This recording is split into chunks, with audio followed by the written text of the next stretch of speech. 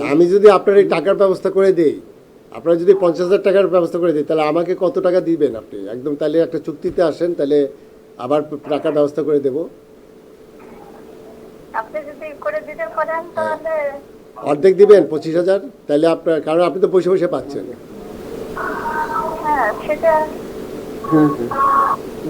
অত অত নিবেন কেন? আমার তো খরচপাতি আছে, তো হ্যাঁ খরচাপাতি আছে। আপনি তো 25,000 টাকা বসে বসে পাচ্ছেন। তারপরেও আমরা গরিব মানুষ বুঝেন না। আচ্ছা ঠিক আছে, আপনি 20,000 টাকা দিয়েন, তাহলে হবে। আরেকটু কমাই রাখেন। আচ্ছা, তা আগে কত দিছিলেন এটা এখন বলেন, তাহলে কমাবো আমি। আগে- একদম সত্যি আগে করে আমি বলেন। বলতে- হ্যাঁ, না না সত্যি আমি দিই নেই। আমি আর আমার মেয়ের চিকিৎসা করছিলাম, আপনার মেয়েও টাকা পাইছে? তো তাই সেটা দিই নেই। মানে আমরা দুইজনই অসুস্থ, আমার মেয়ের হাত ভাঙা। আপনার মেয়ে কত পাইছে? সে পাইছিল 40,000 পাইছিল। 40,000, আপনি পাইছেন 50,000।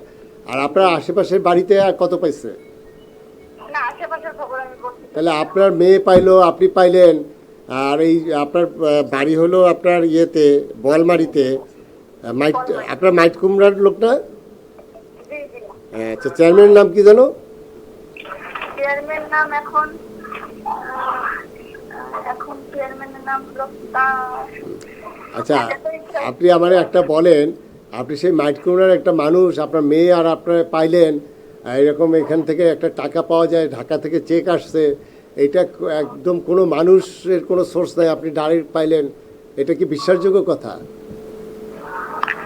বিশ্বাসযোগ্য না, কিন্তু এটা পাওয়া যায়। পাওয়া যায়। ওই সত্যি তা আপনি তো কথা- আমার 20,000 টাকা দিবেন 50,000 টাকা দিলে, তা এইটা রাজি হলেন কেন?